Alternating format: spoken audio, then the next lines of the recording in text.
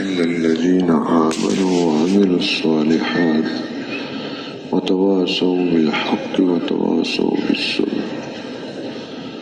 وقال الله عز وجل: قل هذه سبيلي أدعو إلى الله على بصيرة أنا ومن اتبعني وسبحان الله وما أنا من المشركين.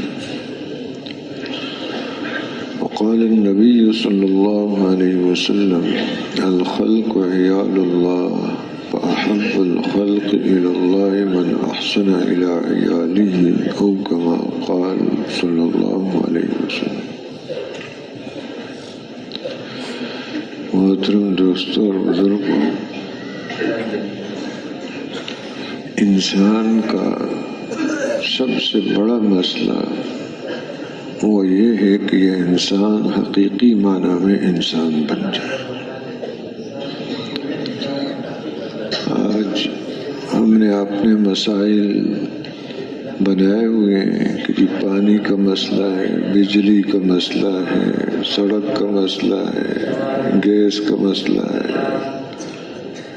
سب سے بڑا مسئلہ تو یہ ہے کہ انسان حقیقی معنی میں انسان بن جائے۔ اگر یہ حقیقی معنی میں انسان بن جائے تو دنیا اطمینان، چین، سکون، آپس کی الفت اور محبت اس کا ایک گوارا بن جائے، اور خدا نخواستہ یہ انسان بگڑ گیا تو پھر اس کے اوپر حالات ایسے آتے ہیں کہ بعض دفعہ ایسے حالات آ جاتے ہیں کہ بڑے بڑے عقل مند اور بردبار لوگ بھی حیران رہ جاتے ہیں۔ تو دنیا میں جو بگاڑ ہے آج ایک پھیلا ہوا ہے، عالم کو گھیرے ہوئے ہے، ملکوں کو گھیرے ہوئے، گھروں کو گھیرے ہوئے، افراد کو گھیرے ہوئے فساد۔ اس کی وجہ کوئی جنگلی درندے نہیں ہیں کہ جی چیتے، بھیڑیے، شیر، سانپ، بچھو یہ زیادہ ہو گئے ہیں، حالات بگڑ گئے ہیں۔ یہ وجہ نہیں، وجہ یہ خود انسان ہے، بلکہ اس انسان کی وجہ سے تو جو حیوان اور پرندے غیر مکلف مخلوق ہیں وہ بھی پریشانیوں اور مصیبتوں میں پڑ جاتے ہیں۔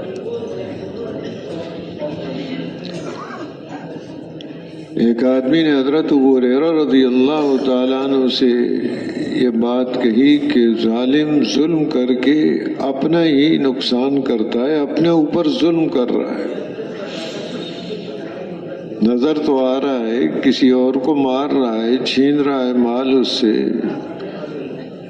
اور اس کو قتل کر رہا ہے، تو اس نے کہا جی وہ اپنے اوپر حقیقت میں ظلم کر رہا ہے۔ ابو ہریرہ رضی اللہ عنہ نے فرمایا ہاں کیوں نہیں، بلا ایسے ہی کر رہا ہے، لیکن آگے بھی یہ ہے، اس کے اثرات صرف اس پر نہیں پڑیں گے۔ انہوں نے فرمایا کہ ایک پرندہ، خبارہ پرندہ اپنے دانے کی تلاش کے لیے قریب نہ ملے تو دور جاتا ہے اور دور جاتا ہے، حتیٰ کہ 1 مہینہ کی مسافت تک اڑ کے جاتا ہے اپنی روزی اور دانہ کی تلاش کے لیے، اور کوئی دانہ اس کو نہیں ملتا، واپس آ کر اپنے گھونسلے میں خشک اور بھوکا ہو کر مر جاتا ہے اس ظالم کے ظلم کی وجہ سے، کہ ظلم کیا اس نے اور وہ پرندے بھوکے پیاسے مر رہے ہیں۔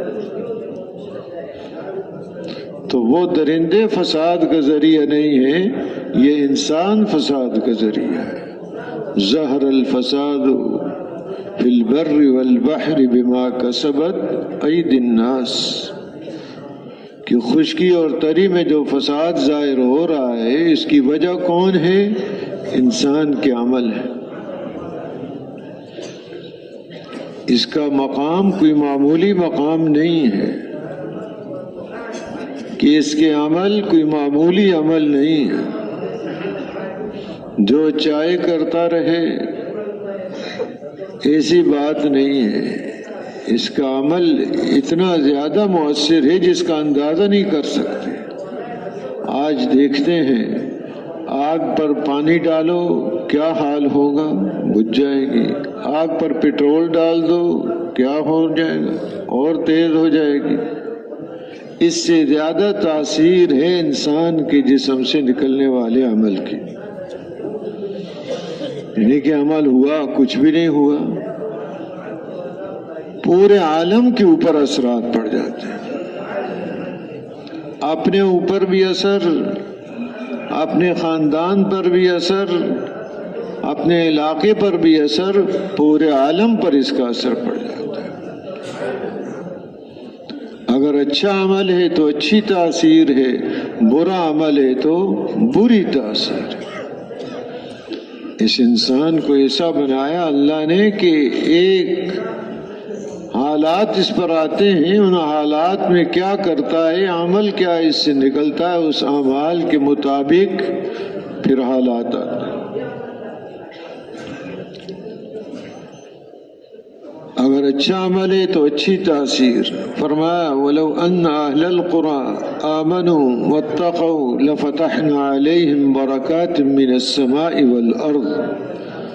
اگر یہ بستیوں والے ایمان اور تقوی کو اختیار کر لیں تو اللہ پاک آسمان و زمین سے برکتوں کے دروازے ان پر کھول دیتے۔ اور برکت کیا ہے؟ کوئی مسئلہ اٹکا نہ رہے آدمی کا، مسئلے حل ہو جاتے ہیں۔ جو بھی مسئلہ آیا، چھوٹا ہے بڑا ہے، مسئلہ حل ہوتا گیا۔ اور اگر برکتیں اٹھا دی جائیں تو چھوٹے چھوٹے مسئلے اس کے لیے ایک بہت بڑے مسئلے بن جاتے ہیں، پریشان کن ہو جاتے ہیں، سمجھ نہیں آتی اس کو، کیونکہ برکتیں اٹھ گئی ہیں۔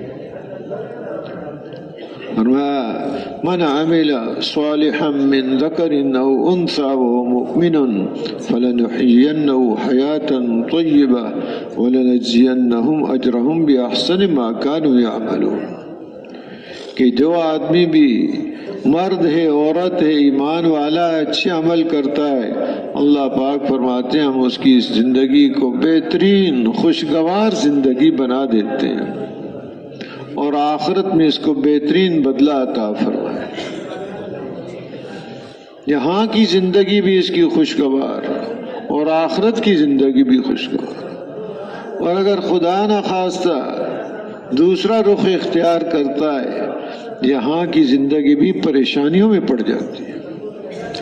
فرمایا ومن اعرض عن ذکری فإن له معیشة ضنکا ونحشره یوم القیامة اعمی قال رب لم حشرتنی اعمی وقد كنت بصیرا قال كذلك اتتك آیاتی فنسیتها۔ فرمایا کہ جو میرے ذکر سے، اس قرآن سے، اس دین سے منہ موڑ لیتا ہے تو اللہ پاک فرماتے ہیں اس کی زندگی کو ہم تنگ کر دیتے ہیں۔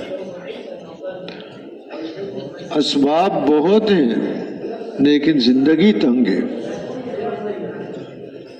بہت بڑا دھوکہ لگا ہوا ہے، ہم یہ سمجھ رہے ہیں کہ اسباب سے زندگی بنے گی، راحت، اطمینان، چین، سکون اس سے ملے گا، عزت اس سے نہ ہوگی، محبت اس سے پیدا ہوگی۔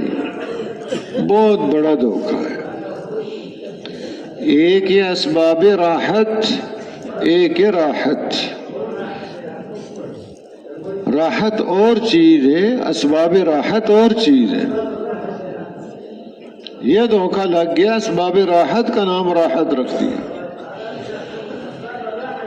بہت بڑا دھوکہ ہے۔ ایک ہے حقیقی عزت، اور حقیقی عزت صرف اللہ کی طرف سے، باقی ایک دھوکہ ہے اور خود غرضیاں ہیں۔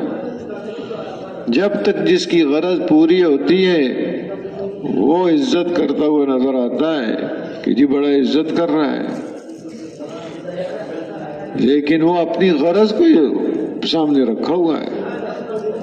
ذرا بھی کسی کی غرض پر چوٹ پڑے وہ فوراً ہی منہ موڑ لے گا، یہ سمجھ رہا ہے کہ میری عزت ہو رہی ہے، اس کے پاس کوئی عہدہ منصب ہے، سمجھ رہا ہے اس میں عزت ہو رہی ہے، آج یہ ہے کل کوئی اور آئے گا، اس کو کوئی پوچھے گا بھی نہیں۔ بڑا مکان بڑی سواری ہے، سمجھ رہا ہے بڑی عزت ہو رہی ہے کہ لوگ بھی جھک جھک کے دیکھ رہے ہیں، وہ بھی بیچارے دھوکے میں، اس کو بھی دھوکے میں ڈالا ہوا ہے، وہ اس گاڑی کو اور اس عہدے کو اور منصب کو دیکھ رہے ہیں، اس مکان کو دیکھ رہے ہیں، کوئی اور بیٹھ جائے تو اس کو دیکھیں گے، پھر کوئی بٹھا دو اس میں۔ تو جن کے دلوں کے اندر اسباب کی قدر، قیمت، وقت، تو وہ اس طرح کر رہے ہیں، خود بھی دھوکے میں پڑے ہوئے ہیں دوسروں کو۔ عزت کے بارے میں فیصلہ فرما دیا، وَلِلَّهِ الْعِزَّةُ وَلِرَسُولِهِ وَلِلْمُؤْمِنِينَ، یہ عربی کے قرآن پاک کے الفاظ ہیں، اس میں حصر ہے کہ عزت صرف اللہ کے لیے، اللہ کے رسول صلی اللہ علیہ وسلم کے لیے اور ایمان والوں کے لیے، اور کسی کے لیے نہیں، نفی ہے باقی کے لیے، صرف اللہ کے لیے، اللہ کے رسول صلی اللہ علیہ وسلم اور ایمان والوں کے لیے۔ جب اور کسی کے لیے ہے ہی نہیں تو وہ عزت کہاں ہے؟ وہ تو عزت نہیں ہے، دھوکہ ہے صرف۔ جب آدمی نیک عمل کرتا ہے اللہ پاک اس سے محبت فرماتے ہیں، جبرائیل علیہ السلام سے فرماتے ہیں میں فلاں سے محبت کرتا ہوں، تم بھی اس سے محبت کرو، وہ اس سے محبت کرتے ہیں۔ پھر فرشتوں میں اعلان ہوتا ہے اللہ پاک فلاں سے محبت کرتے ہیں تو ان سے محبت کرو، اور فرشتے بے شمار ان کے دلوں میں اس کی محبت ڈال دی جاتی ہے۔ اب وہ زمین پر اترتے ہیں تو اعلان ہوتے ہیں، اب اس کی وجہ سے لوگوں کے دلوں کے اندر اللہ پاک محبت ڈال دیتے ہیں۔ باقی جو کوئی نظر آ رہا وہ محبتیں نہیں ہیں۔ آج بیوی بچوں کی غرضیں پوری نہ کریں تو وہ بھی چھوڑ جاتے ہیں کہ جی عزت کر رہے ہیں، محبت کر رہے ہیں، وہ کوئی نہیں ہے، وہ غرض ہے اپنی۔ حقیقی محبت جو آتی ہے وہ اللہ کی طرف سے آتی ہے، کہ جس کے پیچھے کوئی غرض نہیں ہے، حقیقی محبت اللہ کی طرف سے۔ اور خدا نخواستہ زندگی بگڑ گئی تو پھر اللہ پاک جبرائیل علیہ السلام سے فرماتے ہیں فلاں آدمی سے میں بغض رکھتا ہوں، ناپسند کرتا ہوں اس کو، تم بھی اس سے بغض رکھو، وہ بھی اس سے بغض رکھتے ہیں۔ فرشتوں میں اعلان ہوتا ہے، فرشتے بھی اس سے بغض رکھتے ہیں۔ پھر زمین میں اعلان ہوتے ہیں، لوگوں کے دلوں کے اندر بھی، حتیٰ کہ زمین کے ٹکڑے بھی جب یہاں سے جاتا ہے تو کہتے ہیں شکر ہے یہ ایک مصیبت یہاں سے ٹل گئی، آگے چلا گیا۔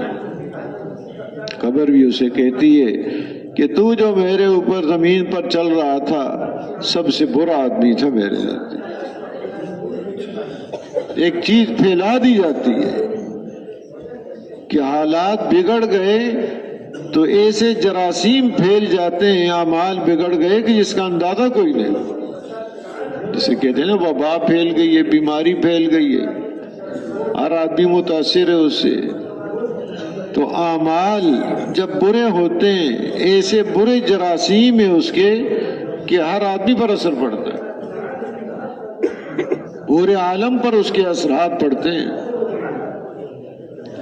کہ عمل ایسے ہیں یہ چیز۔ اور یہ وعدے ہیں اور حقائق ہیں، کوئی ایسی بات نہیں ہے۔ پہلی امتیں آئیں، اسباب تھے ان کے پاس، تجارت کے بڑے سامان ہیں، باغات کھیتی باڑی کے بڑے انتظامات ہیں، پانی کے بڑے انتظامات ہیں، جسمانی قوتیں بہت بڑی ہیں، صنعت و حرفت میں بڑے ماہر ہیں کہ پہاڑوں کو تراش کر مکان بنا لیے انہوں نے، کہ آج تک دیکھ کر دنگ ہو رہے ہیں کہ بھئی یہ کیسے بنائے انہوں نے، یہ پتھر اٹھائے کیسے انہوں نے۔ لیکن وہ کیا ہے، بگڑ گئے جب ان کے اعمال، حالات ایسے بگاڑ دیے اللہ نے کہ عبرت بنا دیا ان کو۔ تو محترم دوستو بزرگوں، قرآن پاک میں یہ حقائق بیان ہوئے ہیں۔ عمل بگڑ گیا، کوئی طاقت بچا نہیں سکتی پھر اس کو۔ فرمایا حضرت عبداللہ ابن عباس رضی اللہ تعالی عنہما نے، ما ظہر الغلول فی قوم الا القى اللہ فی قلوبہم الرعب۔ جس قوم میں بھی خیانت پائی جاتی ہے اللہ پاک ان کے دلوں میں رعب ڈال دیتے ہیں، وہ ڈرے ہوئے رہتے ہیں، مرعوب رہتے ہیں، جرأتیں ان کی ختم۔ یہ کہیں ہم بڑے بہادر ہیں، جری ہیں، اندر یہ بیماری ہے خیانت کی، جرأت ہو ہی نہیں سکتی۔ اور فرمایا ولا فشى الزنا في قوم الا كثر فيهم الموت۔ جس قوم میں زنا پھیل جاتا ہے موت کثرت سے واقع ہوتی ہے۔ موتیں جو کثرت سے واقع ہوں گی وہ بیماری یہ ہے بڑی۔ فرمایا ولا نقص قوم المكيال والميزان الا قطع عنهم الرزق۔ جو قوم بھی ناپ تول میں کمی کرتی ہے ان کا رزق کاٹ دیا جاتا ہے، برکتیں اٹھا لی جاتی ہیں، حلال ملنا بند ہو جاتا ہے۔ یہ سمجھے کہ میں نے آج اتنا بچا لیا ہے، اتنا کم تول کے دیا ہے۔ 50 گاہک آئے تھے، ہر ایک کو تھوڑا تھوڑا کم کر کے اتنا بچا لیا، ان کا اتنا نقصان نہیں کیا جتنا اپنا نقصان کیا۔ اور فرمایا ولا حکم قوم بغیر حق الا فشا فیہم الدم۔ جو قوم بنا حق فیصلے کرتی ہے ان میں خون خرابہ پھیل جاتا ہے، قتل و غارت بڑھ جاتی ہے۔ یہ سمجھے کہ امن آ جائے گا اور فیصلے نہ حق ہوں، یہ خیال است و محال است و جنون، ایسے خیالات ہیں، پاگل پنا ہے یہ۔ اس سے حالات ٹھیک نہیں ہو سکتے، امن نہیں آ سکتا اگر فیصلے غلط ہیں، اور فساد پھیلے گا۔ فرمایا ولا خطر قوم بعہد الا سلط علیہم العدو۔ جو قوم بھی وعدہ خلافی کرتی ہے ان پر دشمن کو مسلط کر دیا جاتا ہے۔ اندر وعدہ خلافیاں ہوں، یہ کہیں کہ حالات جو ہوں دشمن مسلط ہو کے رہے گا۔ زکوٰۃ کو روک دیتے ہیں، بارشیں بند ہو جاتی ہیں، قحط مسلط ہو جاتا ہے۔ یہ سمجھ کہ ہمارے کام بنیں گے اس سے۔ حالات کے ساتھ ایسا تعلق ہے عمل کا کہ جس کا اندازہ کوئی نہیں ہو سکتا۔ عمل ہوا فوراً تاثیر، عمل ہوا فوراً تاثیر۔ حسن بصری رحمۃ اللہ علیہ یا سفیان ثوری رحمۃ اللہ علیہ، ان دو بزرگوں میں سے کسی ایک کا واقعہ ہے۔ کسی نے دعوت کی اور اس دعوت میں 3 اور آدمیوں کو بھی بلایا، یہ وقت پر پہنچ گئے اور وہ 3 میں سے 2 آئے، ابھی ایک نہیں آیا، اس ایک کا انتظار کر رہے ہیں۔ تو وہ جو 2 آدمی تھے آپس میں کہنے لگے وقت ہو گیا آیا نہیں ہے۔ ایک نے کہا کہ وہ موٹا ہے،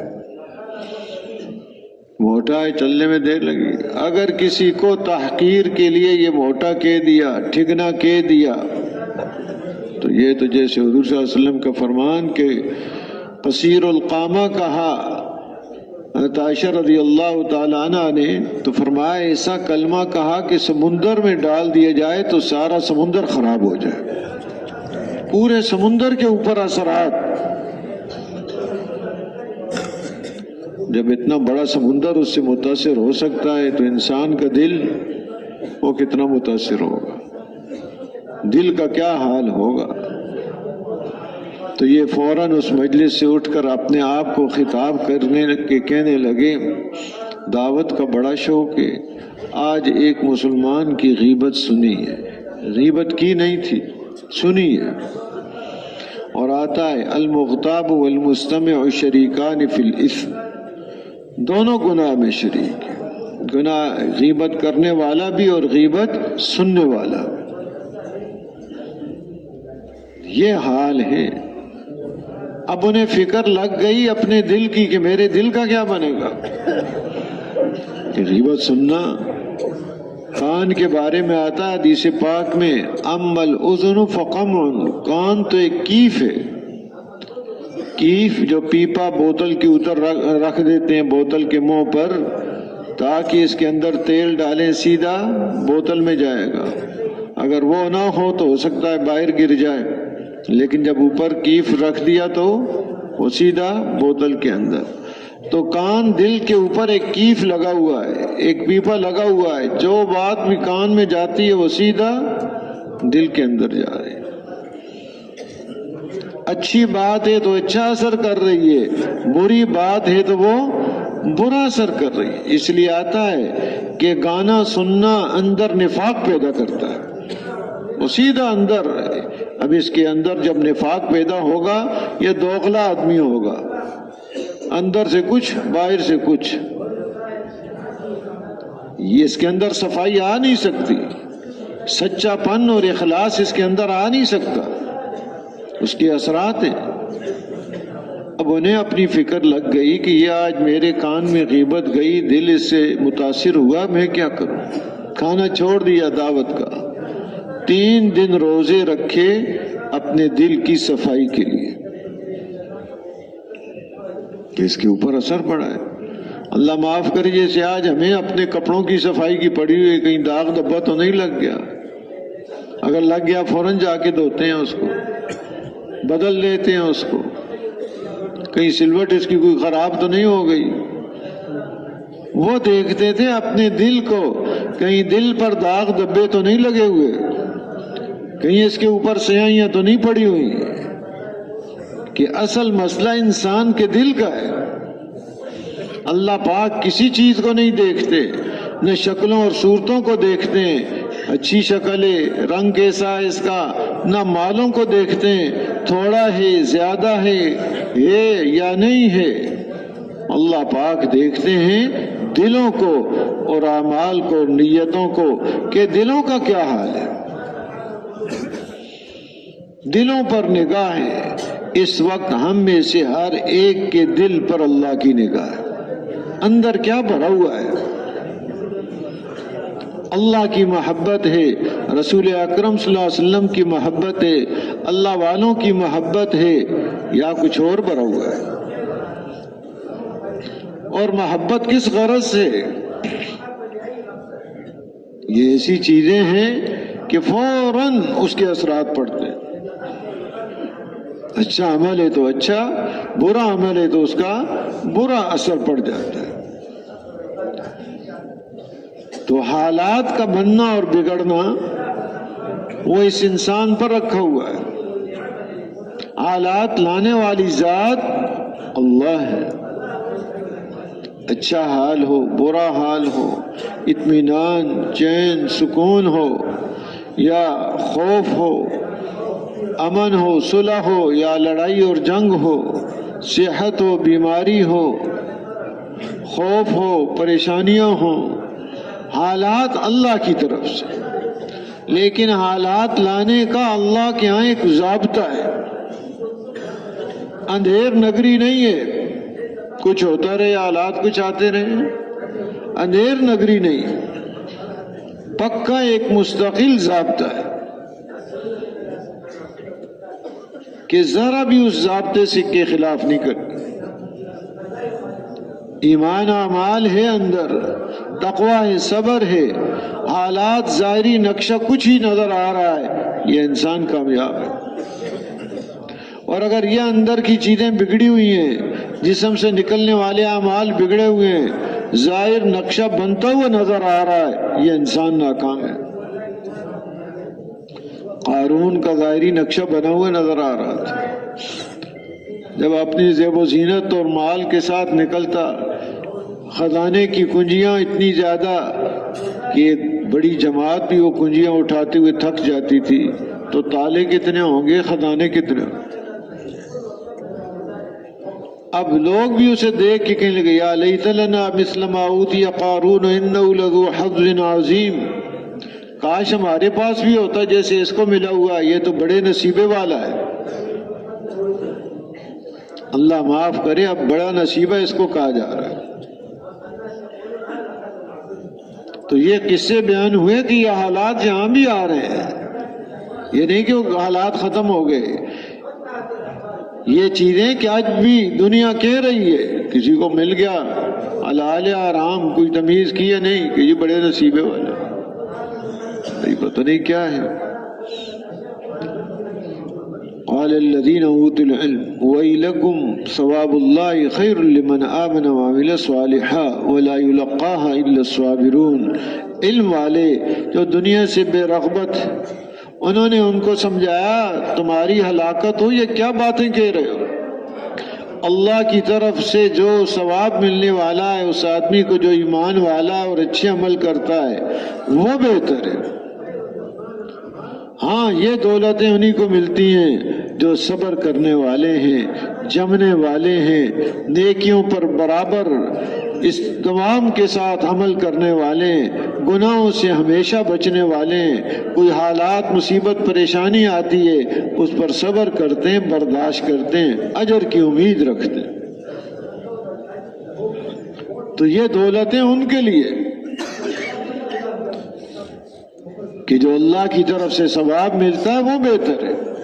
اب یہ ظاہری نقشہ اس کا بنا ہوا ہے، اب حال جب پکڑ کا آیا اس کا، زمین کے اندر دسنا شروع ہو گیا، سارا خزانہ اور مال بھی اس کے اوپر رکھ دیا کہ یہ سمجھے کہ بعد والوں کو مل جائے گا، کوئی تقسیم کر لیں، یہ تباہی کا ذریعہ ہے۔ اس کے اوپر رکھا، قیامت تک زمین میں دھنستا رہے گا اپنے حصے میں۔ تو ظاہری نقشہ کچھ ہے، فرعون کا ظاہری نقشہ بنا ہوا نظر آ رہا ہے، اور اس نقشے کی طرف دعوت بھی دے رہا ہے، لوگوں کو بھی بے وقوف بنا رکھا اس نے۔ غلط بات سنتے سنتے بعض دفعہ آدمی اس کو ٹھیک سمجھتا ہے، ہوتی ہے وہ غلط اور باطل ہے وہ۔ قوم میں اعلان کر رہا ہے، ونادى فرعون في قومه قال يا قوم أليس لي ملك مصر وهذه الأنهار تجري من تحتي فلا تبصرون أم أنا خير من هذا الذي هو مهين ولا يكاد يبين فلولا ألقي عليه أسورة من ذهب أو جاء معه الملائكة مقترنين فاستخف قومه فأطاعوه إنهم كانوا قوما فاسقين۔ اعلان کر کے کہہ رہا ہے کہ اے میری قوم دیکھو تو صحیح، کیا میرے پاس ملک مصر نہیں ہے، میرے پاس یہ نہریں نہیں ہیں، اور آگے دیکھنا فلا تبصرون، دیکھتے نہیں ہو، یعنی کہہ رہا ہے دیکھو تو صحیح۔ کامیابی کی یہ چیزیں ہیں، ملک کا مل جانا، نہروں کا پاس ہو جانا، کامیابی کا مدار اس پر ہے۔ اور اپنی اکڑ اور تکبر میں آ کر سیدنا موسیٰ علیہ السلام کو مہین کہہ رہا ہے، نعوذ باللہ کی گھٹیا آدمی، ان چیزوں پر فخر کر رہا ہے کہ ان کے پاس کیا ہے، نہ سونے کے کنگن ہے، نہ کوئی لشکر ہے۔ یہ میرے پاس سونے کے کنگن ہے، لشکر ہے، یہ چیزیں، یہ باتیں کر کر کے اپنی قوم کی بھی عقل مار دی، اور وہ تھے ہی فاسق۔ اس لیے کہتے ہیں ہر بات نہیں سننی چاہیے، اپنا خیال رکھنا چاہیے کہ جی ہر جگہ ہر سوراخ میں انگلی داخل کرے گا تو کہیں سانپ ہوگا، کہیں بچھو ہوگا۔ تو ہر بات سنے کی جی سمجھ رکھنے، بات باطل کی سنتے سنتے عقل مار دی جاتی ہے اور باطل کو حق سمجھنے لگ جاتا ہے۔ اور یہ آتا ہے جب امر بالمعروف چھوڑ دیا جاتا ہے، اچھی بات کا حکم کرنا، بری بات سے منع کرنا، تو پھر حالات ایسے بدل جاتے ہیں کہ لوگ معروف کو منکر سمجھنا شروع کر دیتے ہیں اور منکر کو معروف سمجھنا شروع کر دیتے ہیں۔ جو اچھی بات ہے اس کو نعوذ باللہ برا سمجھ رہے ہیں، اور جو بری بات ہے اس کو اچھا سمجھنا شروع کر دیتے ہیں۔ لیکن جب امر بالمعروف اور نہی عن المنکر بتایا جا رہا ہے یہ نیک کام ہے، یہ اچھا کام ہے، اس کو کرو، اس میں فائدہ ہے دنیا اور آخرت کا، ایک بات سامنے آتی رہتی ہے، بتایا جا رہا ہے یہ خطرناک کام ہے، اس میں یہ عذاب ہے، اس میں یہ سزا ہے، دنیا کی بھی آخرت کی بھی پریشانیاں ہیں۔ اب آدمی کے ذہن میں ایک بات آتی رہتی ہے، یہ اچھی بات ہے، یہ معروف ہے اور یہ منکر ہے، اور اگر کہنا ہی چھوڑ دیا جائے تو پھر حالات ایسے ہو جاتے ہیں کہ الٹا ہی معاملہ ہو جاتا ہے، پھر سمجھ نہیں آتی۔ اس لیے کہ ایک مبارک محنت ہے کہ چیز سامنے آتی رہے، پتہ چلتا رہے کہ کیا معروف ہے کیا منکر ہے، ورنہ پتہ ہی نہیں چلے گا۔ بتاتے رہیں، روکتے رہیں یہ چیز ٹھیک نہیں، کہ ہاتھ کی طاقت ہے تو ہاتھ سے روکے، زبان کی طاقت ہے تو زبان سے روکے، ورنہ دل سے برا سمجھے۔ اگر منکر دیکھتے ہوئے دل کے اندر کوئی پریشانی اس کو لاحق نہیں ہوئی تو فرمایا تو آخری درجہ یہ بھی نہیں ہے۔ کوئی منکر بھی سامنے آیا، اب دل کے اندر پریشانی، بھئی یہ کیا ہوگا، پریشان ہو جائے، یہ اپنے آپ کا اندازہ آدمی لگا سکتا ہے کہ کیا حال ہے۔ اس لیے ایک محنت ہے کہ چیز سامنے آتی رہے۔ جیسے بعض بچے مٹی کھانا شروع کر دیتے ہیں، چھوٹے بچے، والدین روکتے ہیں اس کو، مٹی نہ کھا، کچھ تھپڑ لگا دیا، کہیں روک دیا، کہیں ڈانٹ دیا، کہیں کچھ ہو گیا تو اس کے اندر ڈر پیدا ہو جاتا ہے یہ مٹی کھانا نقصان کی چیز ہے، اور اگر والدین نہ روکیں تو کیا حال ہوگا، اس کو تو مزہ آ رہا ہے اور اندر بیماریاں کیڑے پڑ رہے ہیں۔ تو یہی حال ہے، روکتے رہیں، بتاتے رہیں یہ چیز ہے اللہ کے پسند کی، اور یہ چیز ہے اللہ کو جو پسند نہیں ہے، جس کی وجہ سے پریشانیاں، بیماریاں، مصیبتیں آئیں گی، تاکہ متنبہ رہے انسان۔ بہت بڑی اس کی ضرورت ہے انسان کی۔ تو عرض یہ کر رہا تھا کہ حالات ظاہری نقشہ کچھ بھی بنا ہوا ہو، دار و مدار اس کے اندر کی کیفیت اور جسم سے نکلنے والے اعمال پر۔ اب ظاہری نقشہ فرعون کا یہ بنا ہوا ہے، اتنا آ گیا تکبر میں کہ انا ربکم الاعلی کا دعویٰ کر دیا، لیکن اب جب پکڑا گیا حقیقت اس وقت اس پر کھل گئی۔ اب اس وقت کہنے لگا میں ایمان لایا، خود بھی غرق ہوا، پوری قوم کو بھی غرق کر، لیکن اس وقت کا ایمان کوئی معتبر نہیں۔ اس وقت سے پہلے سیدنا یوسف علیہ السلام، اب ظاہری نقشہ کیا ہے، بھائیوں نے کنویں میں پھینک دیا، 2 دفعہ غلام بنا کر بیچے گئے اور تہمت لگائی گئی، لیکن اندر ایمان ہے، تقوی ہے، صبر کی دولت ہے، اپنے آپ کو پورا ایک بچایا ہوا ہے۔ نبی ہوتے ہیں، ہر نبی معصوم ہے، اندر کی طاقتیں وہ موجود ہیں، ان کے پاس عمل موجود ہیں، اللہ کی ایسی مدد اور نصرت کہ بند دروازے کھول دیے اللہ پاک نے تعالی، اللہ نے گناہ سے بچا لیا، جیل میں ڈال دیے گئے، وہاں بھی اسی چیز کو، اور کہا رب السجن احب الی، اے اللہ مجھے جیل زیادہ پسند ہے، کہ جہاں کہیں نگاہ کوئی غلطی نہ پڑے، کہ جو برائی کی طرف دعوت دینے والیاں ہیں وہ بھی کوئی نہیں، وہاں جا کر بھی دعوت دے رہے ہیں۔ کہ آئے آدمی ان کے پاس کچھ اپنا خواب پوچھا، پہلے ان کو دعوت دی کہ مقصد کیا ہے یہاں دنیا میں آنے کا، کس کس کو پوجا کر رہے ہیں، ارباب متفرقون خیر ام اللہ الواحد القہار، یہ جو رب بنا رکھے ہیں وہ تمہارے کوئی کام آئیں گے یا ایک واحد القہار ذات ہے جو سارے مسئلوں کو حل کرنے والی۔ اب اندر ہے، کوئی پرسان حال نہیں ہے، پردیسی آدمی جیل کے اندر پڑا ہوا ہے، کوئی مقدمہ لڑے ان کا کوئی ہے ہی نہیں پوچھنے والا، لیکن نظام اللہ کا چلتا ہے، اصل نظام اللہ کا ہے، بندوں کا نظام کچھ نہیں۔ بادشاہ کو خواب دکھائی، بادشاہ نے اپنے ساتھیوں سے تعبیر پوچھی، وہ کہنے لگے اضغاث و احلام، ایسے ہی خیالات ہیں، آپ کے خواب کی کوئی حقیقت نہیں ہے۔ اس کو تسلی نہ ہوئی، یوسف علیہ السلام سے خواب کی تعبیر پوچھی، انہوں نے تعبیر بھی بتا دی اور تدبیر بھی بتا دی کہ حالات ایسے آئیں گے، ان حالات میں کیا کرنا ہوگا۔ تو بادشاہ نے کہا ایسا قیمتی آدمی ہے اور ہم نے جیل میں ڈال رکھا ہے، ائتونی بھی، لاؤ میرے پاس ان کو، کہ ایسے آدمی کو تم اپنے پاس رکھیں، اس سے فائدہ اٹھائیں۔ سیدنا یوسف علیہ السلام باہر نہیں آئے، جب بلایا گیا ان کو، پہلے تو لوگ کیا باہر لوگوں میں کیا مشہور کر رکھا، فَاسْأَلُوا مَا بَالُ النِّسْوَةِ اللَّاتِي قَطَّعْنَ أَيْدِيَهُنَّ، کہ جن عورتوں نے اپنے ہاتھ کاٹ لیے تھے ان سے پوچھیں مسئلہ کیا ہے۔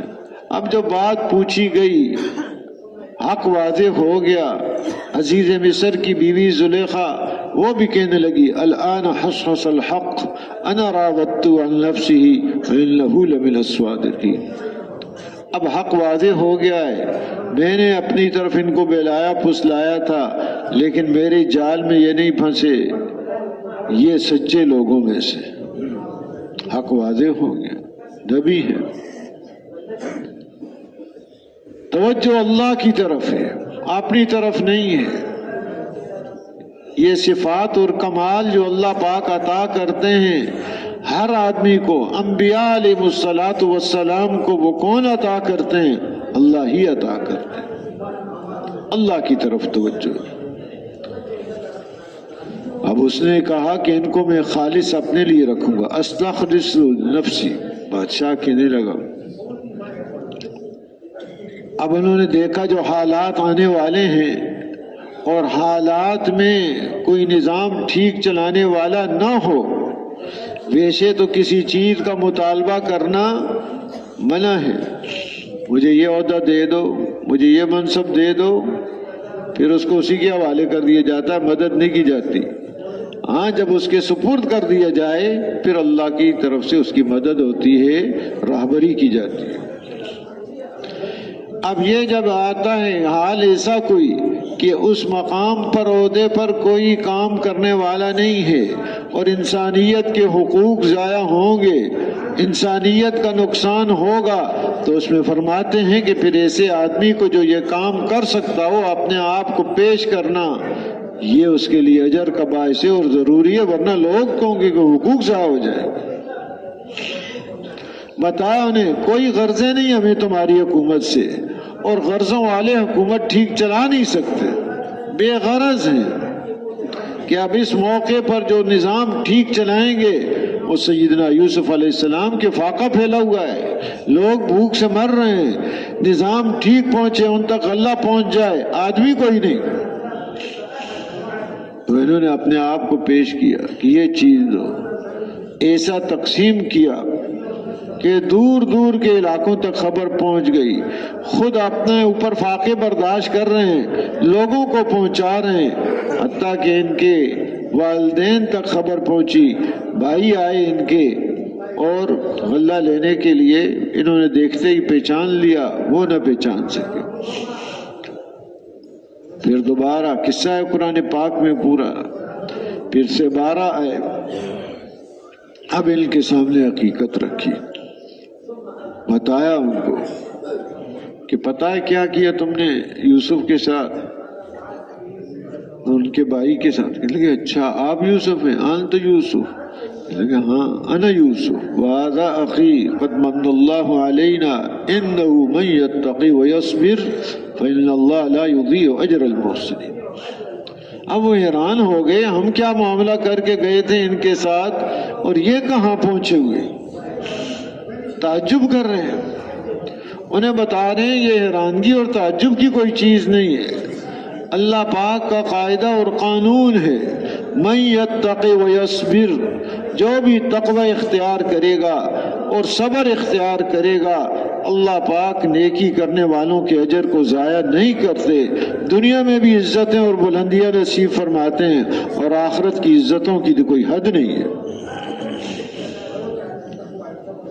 کہ یہ اللہ کے ہاں اصول ہیں، ضوابط ہیں، حالات کے ظاہری نقشہ کچھ نظر آ جائے، جب ایمان ہے، تقوی ہے، صبر ہے، اللہ پاک ہر حال میں کامیاب کرتے ہیں۔ تو محترم دوستو بزرگوں، یہ کیا جا رہا ہے کہ انسان کے جسم سے نکلنے والے اعمال ایسے اثر رکھتے ہیں جس کا اندازہ نہیں۔ انبیاء علیہ السلام کو اللہ پاک مبعوث فرماتے ہیں کہ اس انسان کا رخ ان اعمال کی طرف کرے کہ جس کی وجہ سے دنیا کے حالات بھی اس کے بن جائیں، آخرت کے حالات بھی اس کے بن جائیں۔ اور کوئی محنت نہیں ہے جو اس بگڑے ہوئے انسان کو ٹھیک کر سکے، صرف نبیوں والی محنت۔ اور انبیاء علیہ السلام کو بگڑے ہوئے آدمیوں کے پاس بھیجا جاتا ہے، یہ نہیں کہ لوگ بنے بنائے سارے ٹھیک ٹھاک ہیں، انتہائی بگاڑ ہوتا ہے، اکیلے تشریف لاتے ہیں اور پوری انسانیت میں محنت۔ بعض نبیوں کو ایک خاندان کی طرف بھیجا، بعض کو ایک قوم کی طرف، بعض کو ایک علاقے کی طرف، اور بعض دفعہ ایک وقت میں کئی نبیوں کو مبعوث فرمایا، اور ان کی محنت کا جتنا دائرہ تھا، میدان تھا، اس پر ان کی محنت کا اثر تھا۔ ماننے والے کامیاب ہوئے، نہ ماننے والے ہمیشہ کے لیے تباہ و برباد ہوئے۔ آخر میں سارے نبیوں کے سردار حضرت محمد مصطفیٰ صلی اللہ علیہ وسلم کو مبعوث فرمایا، آپ پر نبوت کو ختم کر دیا، اب کوئی نیا نبی نہیں آئے گا، نبی صرف حضور اکرم صلی اللہ علیہ وسلم ہے۔ اور آپ کی محنت کا میدان کیا ہے؟ پورا عالم، تمام قومیں، ہر قوم کا ہر فرد، قیامت تک آنے والے تمام انسان۔ فرمایا اعلان کر دیں، قل یا ایھا الناس انی رسول اللہ الیکم جمیعا۔ آپ کو فرمایا کہ یہ بتا دیں لوگوں کو، اے لوگوں تمہیں سب کی طرف اللہ پاک نے رسول بنا کر بھیجا ہے۔ اب راستہ ہے صرف دنیا آخرت کی کامیابی کا رسول اکرم صلی اللہ علیہ وسلم۔ اور آپ جس ماحول میں بھیجے گئے، بگاڑ اپنی انتہا کو پہنچا ہوا، تقریباً 600 سال کا کفر و شرک، معصیت، اندھیرا ہی اندھیرا، کوئی تمیز نہیں، بچیوں کو زندہ درگور کر رہے ہیں اور غلاموں کو نشانہ بنا رہے ہیں کہ نشانہ اپنا ٹھیک کر رہے ہیں، غلام کی دائیں آنکھ پر تیر مارنا ہے، بائیں آنکھ پر تیر مارنا ہے، وہ تڑپتا ہے، ایوان کو باندھ کر اس پر نشانہ اپنا ٹھیک کر رہے ہیں۔ یہ حالات انتہائی سخت دلی، اور کوئی حلال حرام کی تمیز نہیں ہے۔ ذرا سی بات پر کہ اونٹنی نے یہ تھوڑا سا گھاس کیوں کھایا، ایسی لڑائی شروع ہو گئی، دونوں طرف سے خاندانوں سے قتل ہو رہے ہیں۔ وجہ کیا ہے؟ تھوڑا سا گھاس۔ گھاس کی قیمت ہے، انسان کی کوئی قیمت نہیں۔ گھاس کی تو ایک قیمت ہے، انسان کے خون کی کوئی قیمت نہیں۔ ایسی گراوٹ کا دور، حضور اکرم صلی اللہ علیہ وسلم کو ایسے دور کے اندر اللہ پاک نے بھیجا۔ تو حالات بگڑے ہوئے تھے، آپ صلی اللہ علیہ وسلم نے ایک محنت فرمائی، اور اس محنت سے ایسے انسان تیار ہو گئے، انبیاء علیہ السلام کے بعد ایسے کوئی انسان دنیا میں آئے نہیں ہے۔ ایسے اعلیٰ انسان ہیں کہ چشم فلک نے کبھی ایسے انسان نہیں دیکھے، جن پر اللہ کی طرف سے سلام آ رہے ہیں، جن کی موت پر اللہ کا عرش کانپ اٹھتا ہے، فرشتے ان کے جنازے پر اتر رہے ہیں، فرشتے ان کی مدد کے لیے اتر رہے ہیں، اور ان سمندروں کو اور فضاؤں کو، ہواؤں کو اور درندوں کو ان کے تابع بنایا جا رہا ہے کہ وہ کیا انسان ہے۔ وہ ایک محنت ہوئی، دنیا کی کسی محنت سے انسان بگڑا ہوا صحیح انسان نہیں بنتا۔ انسان بگڑ گیا ہے جی، کارخانے زیادہ لگا دو، فیکٹریاں زیادہ سے لگا دو، صنعت و حرفت زیادہ، انسان صحیح ہو جائے گا۔ تجارت اور زیادہ کر دو جی، انسان ٹھیک ہو جائے گا۔ کھیتی باڑی باغات یہ محنتیں بڑھا دو، پانی ڈیم انتظامات یہ کام زیادہ کر دو، انسان بن جائے گا۔ پڑھنا پڑھانا تعلیم یہ زیادہ کر دو، انسان کی کسی محنت سے بھی انسان نہیں بنتا۔ صنعت و حرفت سے چیزیں بنا لیں گے، کھیتی باڑی سے غلے پھل پھول حاصل کر لیں گے، لیکن انسان پڑھنے پڑھانے سے یہ سیکھ لیں گے چیزوں سے کیا فائدہ ہوتا ہے، لیکن انسان بن جائے اس کی کوئی محنت نہیں۔ اس کی محنت صرف حضور اکرم صلی اللہ علیہ وسلم والی مبارک محنت ہے کہ جس سے انسان بنتا ہے، اور مدار اس پر ہے، مدار چیزوں کے اور اسباب کے بڑھانے پر نہیں ہے۔ اگر یہ چیزیں نہ ہوں، انسان بنا ہوا ہے، یہ انسان کامیاب ہے۔ آج کہا جا رہا ہے کہ بڑی ترقی کا زمانہ ہے، دنیا وہ کہاں پہنچ گئی تھی؟ آپ کیا باتیں کر رہے ہیں؟ دنیا تو بہت آگے چلی گئی، آپ اونٹ کے زمانے کی باتیں کر رہے ہیں۔ تو یہ چیزیں زیادہ کر لی ہیں، ایک تو یہ دھوکہ لگ گیا ہے، چیزوں کی کثرت کو کامیابی سمجھا ہے، نئی ایجادات کو ہی کامیابی سمجھ رہا ہے، حالانکہ ان چیزوں کا ملنا یہاں دنیا میں دو طریقے پر ہے، ایک ہے اللہ پاک راضی ہو کر دیں اور ایک ہے ناراض ہو کر دیں، ان کی تو کوئی قیمت نہیں۔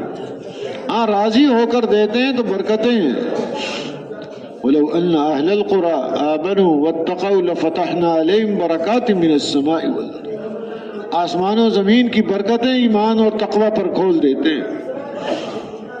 اور دوسرا معصیت پر ملے تو اس کو کہتے ہیں استدراج، یہ ڈھیل ہے، یہ مہلت ہے۔ اس کو نہ سمجھے کہ کوئی مہربانیاں ہو رہی ہیں اللہ کی طرف سے، یہ ڈھیل دی جا رہی ہے۔ مچھلی کو پکڑنا ہے، کانٹے میں گوشت کا ٹکڑا لگا دیا، دریا میں پھینک دیا، مچھلی دیکھو بڑا اچھا ٹکڑا ہوا ہے، وہ تو اس کو پکڑنے کے لیے جو ہی منہ ڈالے گی پکڑ لیا جائے گا اور پھر کاٹ کے پکایا جائے گا اس کو۔ چوہے کے لیے پنجرے میں روٹی پر دیسی گھی خوشبودار لگا دیا، وہ بھی تو بڑا خوشبودار گھی ہے جی، بڑا مزہ ہے اس کا، تو وہ تو کس کام کے لیے؟ اس کو پکڑنے کے لیے۔ فرمایا فلما نسوا ما ذکروا به فتحنا علیہم ابواب کل شیء حتی اذا فرحوا بما اوتوا اخذناهم بغتة فاذا هم مبلسون، کہ جو نصیحت کی گئی جب اس کو بھول گئے تو اللہ پاک فرماتے ہیں ہم نے ہر چیز کے دروازے کھول دیے، لے لو، نصیحت بھولے ہوئے لے لو چیزیں۔ حتی اذا فرحوا بما اوتوا، یہاں تک کہ ان چیزوں کے اندر اترانے لگ گئے، ہمارے پاس یہ ہے، ہمارے پاس یہ، اترانا اور تکبر کرنا اور فخر کرنا شروع کر دیا۔ اخذناہم بغتتاً، فرمایا اچانک ہم ان کو پکڑ لیتے ہیں، فاذا ہم مبلسون، پھر حیران ہو جاتے ہیں یہ کیا ہو گیا، ہمارے پاس تو یہ اسباب تھے، یہ کہاں سے؟ حیران ہو جاتے ہیں۔ تو ایک اس طریقے سے ملنا، ایک برکتوں کے ذریعے، اعمال ایمان تقوی پر صبر پر ملنا، وہ ہے اللہ کی طرف سے برکت ہے، وہ پریشانیاں اٹھانے کا ذریعہ اور یہ پریشانیاں اترنے کا ذریعہ، وہ پریشانیاں ختم ہونے کا ذریعہ، یہ پریشانیاں لانے کا ذریعہ، تو دو طرح سے ملتا ہے۔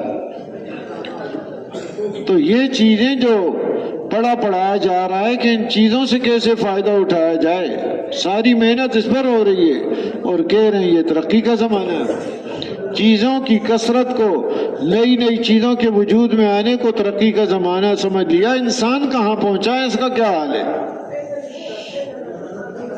چیزوں کی کثرت کو ترقی کہہ دیا۔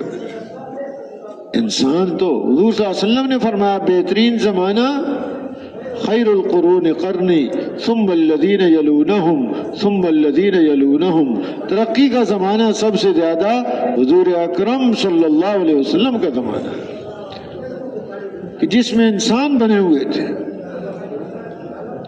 کہ حد کوئی نہیں، ایسے اندر ایثار، جود و سخاوت، خود بھوکے رہ رہے ہیں، چراغ بجھا رہے ہیں، مہمان کو کھانا کھلا رہے ہیں۔ انسان ایسے بنے ہوئے۔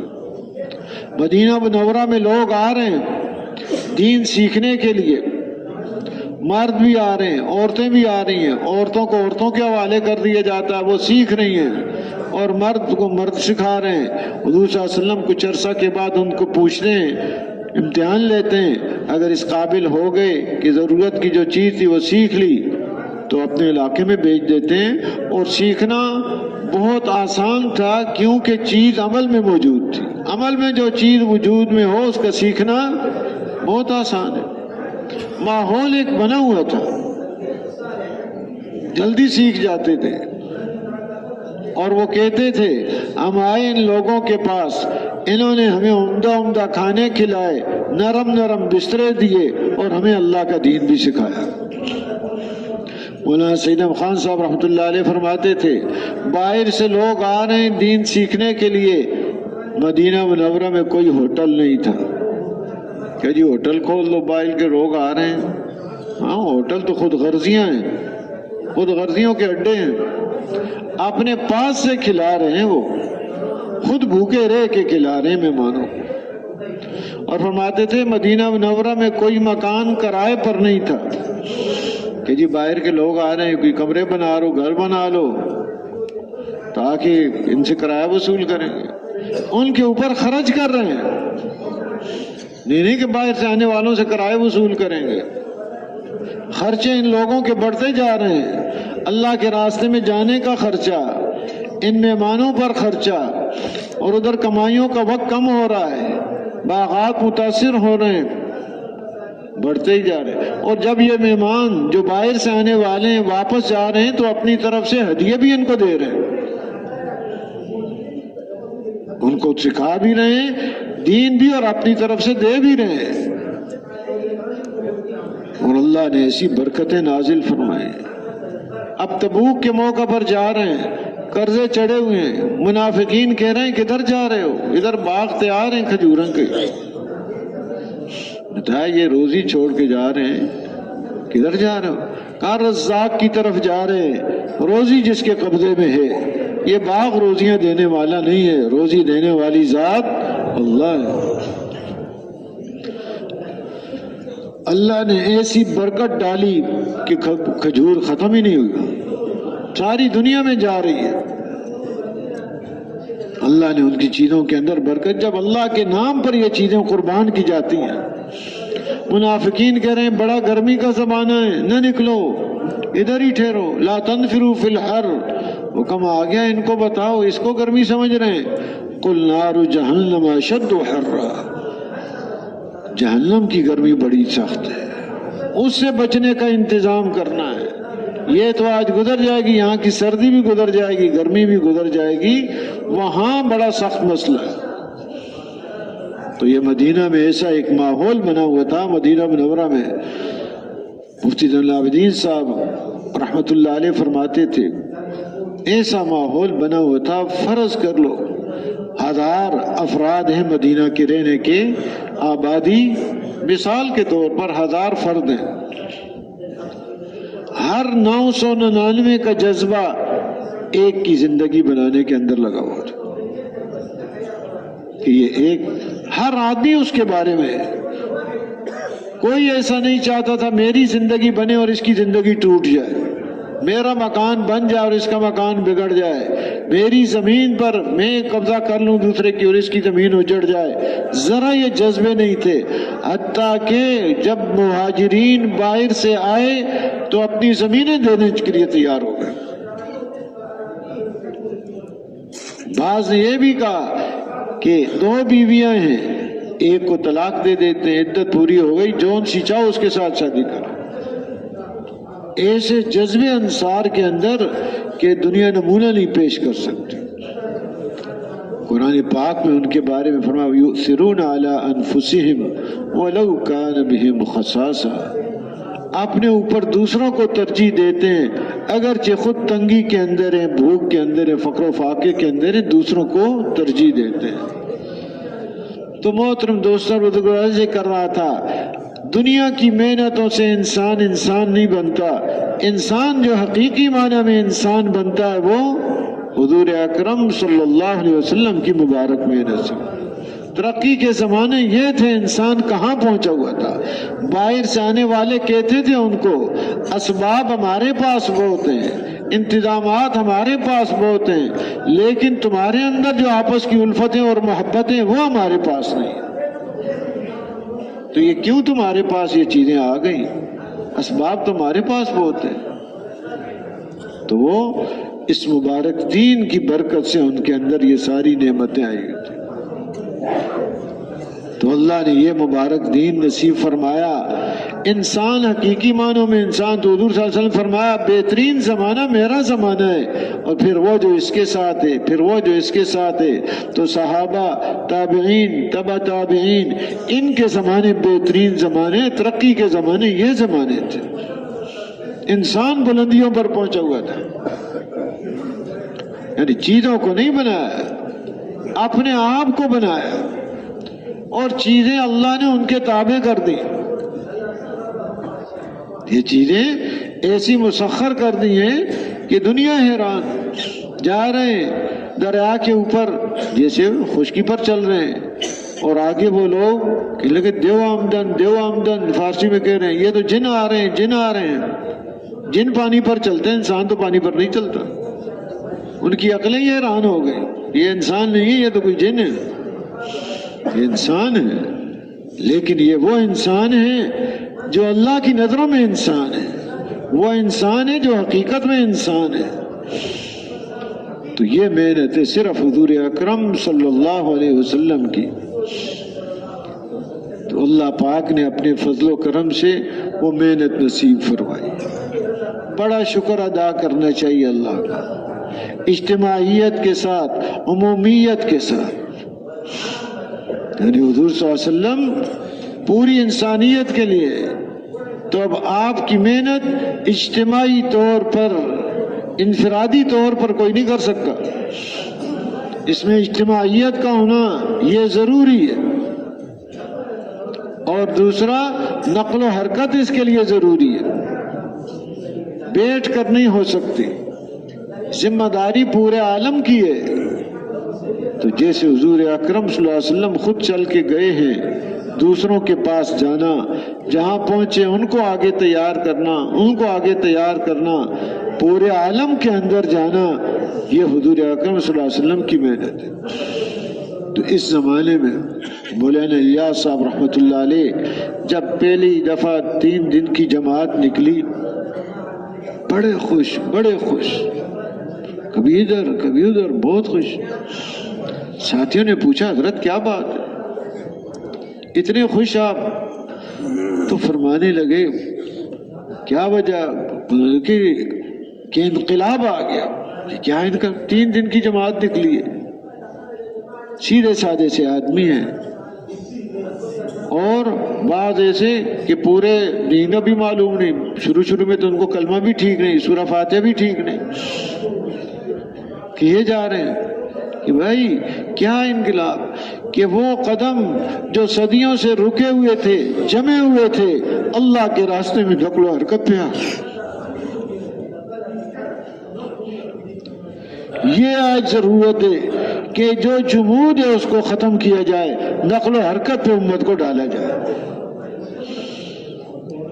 جو بھی نقل و حرکت کرتے ہیں بات ان کی چلتی ہے، باطل والے نقل و حرکت کریں تو باطل کی بات چلے گی.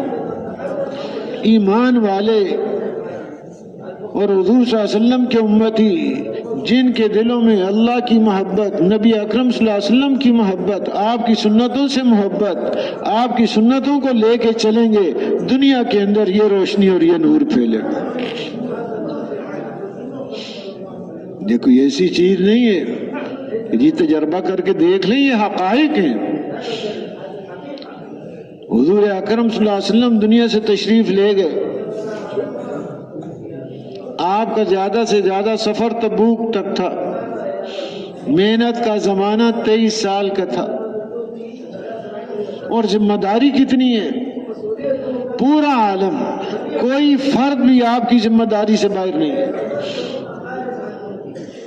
چاہے مرد ہے یا عورت ہے، جنگل میں رہتا ہے، شہر میں رہتا ہے، دیہات میں رہتا ہے، پڑھا لکھا ہے، ان پڑھ ہے، ہر آدمی حضور اکرم صلی اللہ علیہ وسلم کی محنت کا میدان ہے۔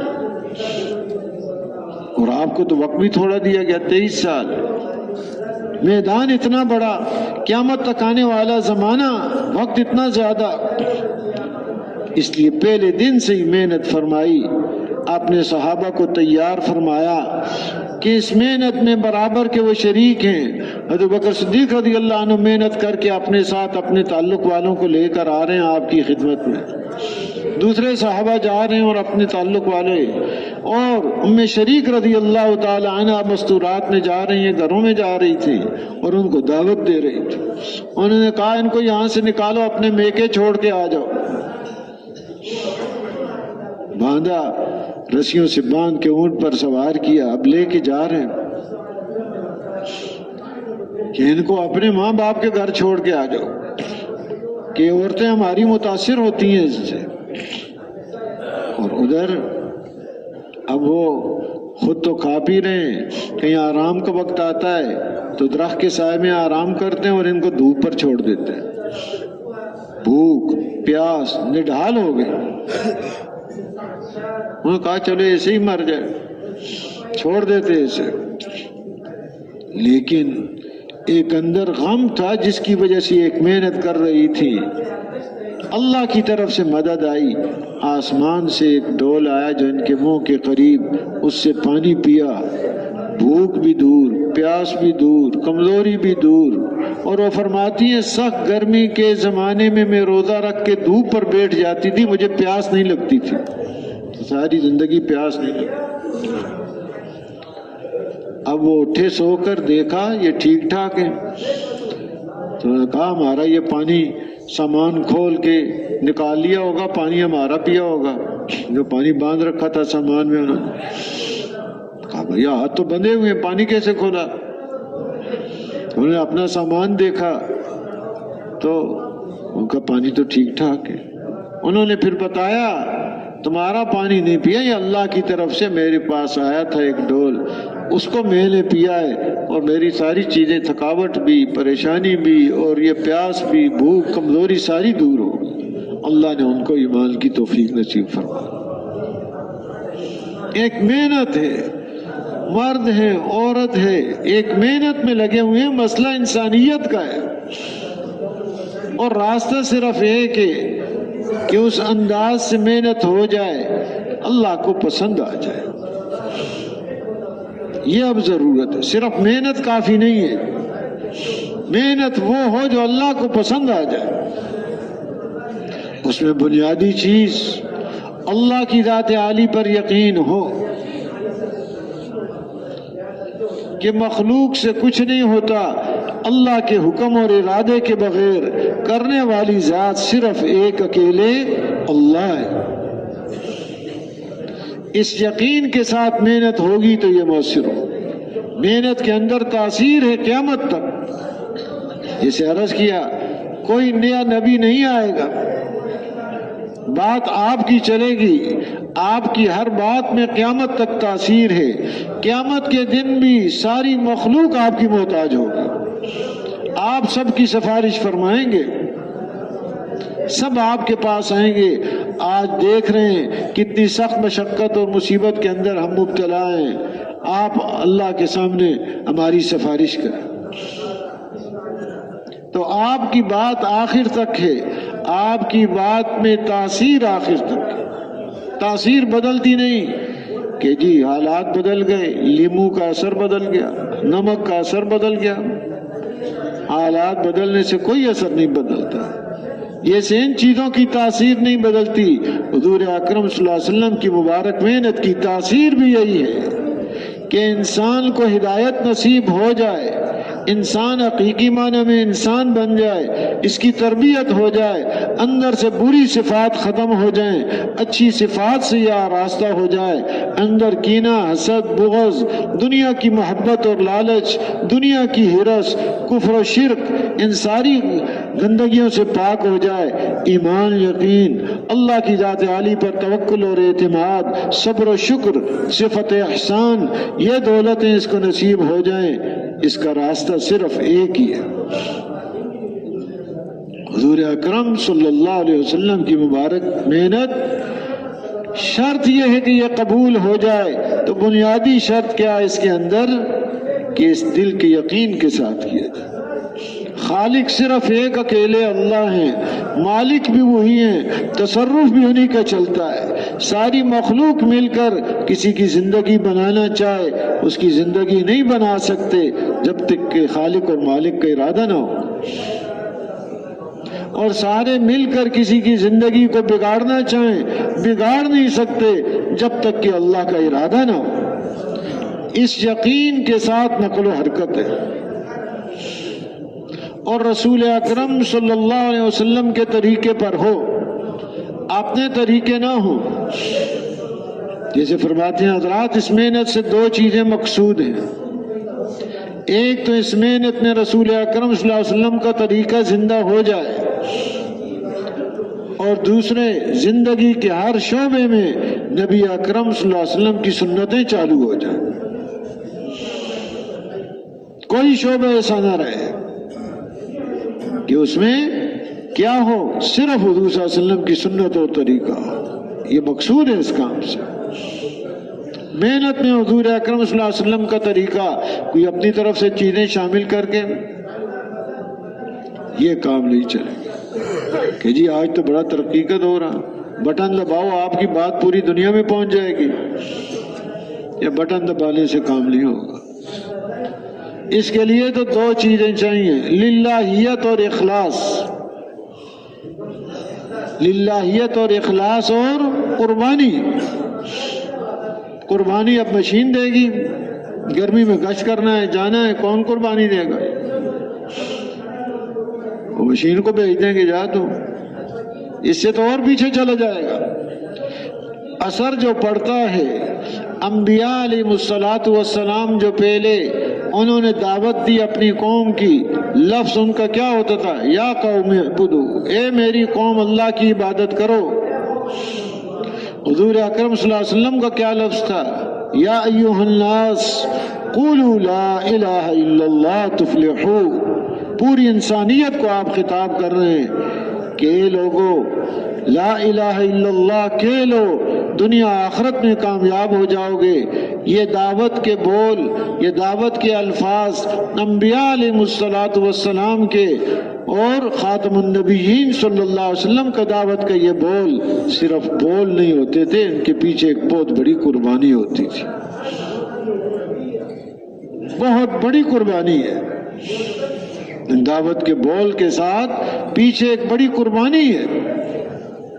انبیاء علیہ الصلوۃ والسلام کی قربانیاں اندازہ نہیں۔ سیدنا نوح علیہ السلام ایک دو دن کا مسئلہ نہیں ہے، سال کا مسئلہ نہیں ہے، یہاں تو 950 سال، دن کو رات کو ان کے مجمع میں اکیلے آہستہ آواز سے، بلند آواز سے، اور آگے سے وہ کیا کرتے ہیں؟ استقبال کر رہے ہیں، آگے سے ایسی حرکتیں کرتے ہیں کہ اگلے کا دل چاہتا بات ہی نہ کرے۔ کلما فرماتے ہیں کہ جب بھی ان کو دعوت دی، دعوتم لتغفر لہم، انہی کے لیے دیے، وہ دعوت جو دے رہے انہی کے فائدے کے لیے، اللہ بخشش فرما دے ان کی، کہ سب سے بڑا مسئلہ ہر ایک کا کیا ہے؟ اللہ معاف کر دیں۔ پکڑا گیا تو پھر بڑی مصیبت میں آ گیا۔ دعوت اس لیے دے رہے ہیں کہ اللہ پاک ان کو معاف کر دیں۔ یہ آگے سے کیا کرتے ہیں؟ جعلوا اصابعهم فی آذانهم واستغشوا ثیابهم واصروا واستکبروا استکبارا، کانوں میں انگلیاں ڈال لیتے ہیں اور چہرے پر پردہ ڈال لیتے ہیں۔ اب کسی سے بات کرو، کانوں میں انگلیاں ڈال دیں، دل کرے گا بات کرنے کے؟ آدمی کہ چھوڑو اس کو بھائی، دوسرے کے پاس جاؤ۔ چہرے پہ پردہ ڈال دیا، دیکھنا ہی نہیں چاہتے، یہ چھوڑو دوسرے کے پاس جاؤ۔ سیدنا نوح علیہ السلام ایسی اندر شفقت، ایسی خیر خواہی، وہ جانتے ہیں اگر یہ بخشش ان کی نہ ہوئی، ہمیشہ کی پکڑ ہو گئی تو تباہیوں کے اندر جائیں گے۔ یہ ساری چیزیں برداشت کر رہے ہیں لیکن ان کو دعوت دے رہے ہیں۔ اسی طرح ہر نبی ان کی دعوت کے پیچھے بہت بڑی قربانی ہے، اس قربانی سے آگے کام چلتا ہے۔ حضور اکرم صلی اللہ علیہ وسلم غزوہ احد کے موقع پر 70 صحابہ شہید ہو گئے۔ حضور اکرم صلی اللہ علیہ وسلم بھی زخمی ہیں۔ اب گھر گھر ایک منظر قائم ہے، حالات ہیں۔ حضرت عائشہ رضی اللہ تعالیٰ عنہ نے پوچھا، اس سے زیادہ سخت دن بھی آپ پر آیا ہے کوئی؟ آپ نے ارشاد فرمایا، ہاں، طائف کا دن اس سے زیادہ سخت تھا۔ کیسا سخت ہے کہ مار رہے ہیں، صرف نہیں کہ دو چار، کئی میل تک آپ کو پتھر مارتے رہے، زخمی ہیں، اور نبی کے خون کا ایک قطرہ پوری انسانیت اس کے بدلے میں کوئی قیمت نہیں ہے اللہ کے نزدیک۔ فرشتے آ گئے، آپ ارشاد فرمائیں تو ہم ان دو پہاڑوں کے درمیان ان کو پیس دیں، لیکن آپ کیا فرما رہے ہیں کہ میں اللہ کی ذات عالی سے امید کرتا ہوں اگر یہ ایمان نہیں لاتے تو ان کی نسلوں میں ایسے پیدا ہو جائیں جو ایک اللہ کی عبادت کریں اور اللہ کے ساتھ کسی کو شریک نہ ٹھہرائیں۔ دائی پر امید ہوتا ہے، نا امید نہیں ہوتا اللہ کی ذات عالی پر، اور اللہ پاک نے انہی میں سے پیدا کیے۔ محمد بن قاسم رحمۃ اللہ علیہ جو سندھ تک آئے اور آگے برے صغیر میں دین پھیلنے کا موقع آگے ملا، یہ حضور صلی اللہ علیہ وسلم کی دعا ہے۔ تو یہ حالات جا رہے ہیں، آپ بات ایک سے کی، وہ کہا میں آپ کی بات نہیں مانتا، دوسرے سے بات کی، تیسرے سے بات، 6 آدمی کھڑے ہیں، پھر پہلے سے بات کر رہے ہیں، ابھی انکار کیا انہوں نے، پھر کہ ہو سکتا ہے ابھی اللہ پاک نے ان کا فیصلہ کر دیا۔ آپ فرماتے ہیں اوذیت، جس کا مفہوم یہ اوذیت فی اللہ ما لم یؤذ احد وخوفت فی اللہ ما لم یخوف احد، اللہ کے لیے مجھے جتنی تکلیف پہنچائی گئی اتنی کسی کو تکلیف نہیں پہنچائی گئی، اور اللہ کے بارے میں جتنا مجھے ڈرایا گیا اتنا کسی کو نہیں ڈرایا گیا۔ تو یہ ساری مشقتیں اور یہ چیزیں، اس کے پیچھے قربانی ہے اس دعوت کے بول کے ساتھ۔ غرض یہ کر رہا تھا کام جو چلے گا وہ حضور اکرم صلی اللہ علیہ وسلم کے طریقے پر ہوگا تو اللہ کے ہاں قبول ہوگا، اور چیزوں سے نہیں ہوگا۔ مولانا الیاس صاحب رحمۃ اللہ علیہ فرماتے ہیں اس کام کو مشینوں سے بچاؤ، مشینوں سے کام نہیں چلے گا، انسان چاہیے وہ آئے وہ کام کرے۔ حضور صلی اللہ علیہ وسلم نے جیسے انسان تیار کیا اور فرمایا کہ ڈر ہے کہ کہیں رسم و رواج نہ بن جائے، رواجی طریقوں میں کوئی جان نہیں ہوتی، جو عمل بھی رواج پر پڑ گیا بے جان، عمل میں جان پڑے گی للہیت سے اور قربانی سے پڑے گی۔ مثال دیتے تھے مفتی زین العابدین صاحب رحمۃ اللہ علیہ، ایک ملک میں گئے، وہاں ایک ساتھی نے گھر میں دعوت کی، گھر میں اس نے باغیچہ دکھایا کہ جی یہ باغیچہ ہے، یہ درخت لگے ہوئے ہیں، پھل لگے ہوئے ہیں، باغ میں نہر بھی چل رہی ہے، چھوٹی سی جگہ میں ایسا انتظام کر لیا تو پانی بھی چل رہا ہے اس میں۔ آخر میں اس نے بتایا کہ مفتی صاحب یہ سب پلاسٹک ہے، یہ پلاسٹک کے درخت لگے ہوئے ہیں، پھل پلاسٹک کے لگے ہوئے ہیں، یہ نہر بھی ایسے جیسے پانی چل رہا ہے یہ پلاسٹک۔ مفتی صاحب فرمانے لگے جو عمل بھی اخلاص کے بغیر ہوگا وہ سب پلاسٹک ہے، ضرورت کے وقت ذرا بھی کام نہیں آئے گا۔ اب بھوک لگی ہے، پلاسٹک کا سیب کیا کام آئے گا؟ این جب ضرورت کا وقت ہوگا، عمل کی ضرورت ہوگی قیامت کا دن، اس وقت یہ پلاسٹک کوئی کام نہیں آئے گا۔ للہیت ہو، کچھ نہیں چاہیے، صرف ایک ہی اللہ راضی ہو جائے۔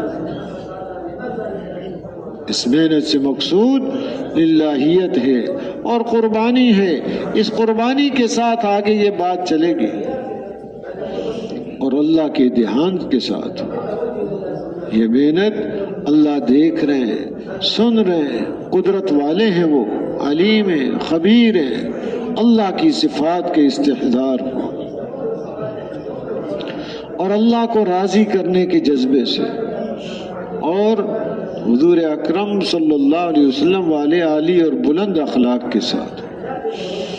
اپنی عادتوں کے ساتھ نہ ہو کہ جی میری تو یہ عادت ہے. بھائی اپنی عادت ہے ٹھیک، یہ کام ہے کس کا؟ حضور اکرم صلی اللہ علیہ وسلم کا کام ہے. یہ کام تو ان کے اخلاق سے چلے گا، ہمارا کام تو نہیں ہے. کام ہے جس کا انہی کے اخلاق اس میں چلیں گے، انہی کی صفات چلیں گی کہ پتھر مارنے والوں کے لیے دعا کر رہے ہیں. اس کام میں یہ انداز ہوگا کہ طریقہ رسول اکرم صلی اللہ علیہ وسلم کو جو تکلیفیں پہنچا رہے ہیں اللہ سے ان کی ہدایت کی دعا مانگ رہے ہیں. اور اندر ایک پریشانی اور کرن لگی. صحابہ فرماتے ہیں حضور صلی اللہ علیہ وسلم کے بارے میں دائم الفکر متواصل الاحزان لیست لہ راحہ. ہمیشہ فکر مند رہتے تھے، غموں کا سلسلہ مسلسل چلتا تھا، آپ کو راحت نہیں ہوتی، بے چین رہتے تھے کہ کیا بنے گا انسانیت کا. یہ سمجھتا نہیں کہ وقت گزر رہا. جی کیا حال ہے؟ جی وقت گزر رہا ہے. بھائی آگے اس وقت کی پوچھ ہوگی کیسے گزارا ہے کہ جی اچھا گزر رہا ہے. آگے پوچھ ہوگی کہ جو آرام کی گھڑیاں ملی ہیں، راحت کی گھڑیاں ملی ہیں، جو سایہ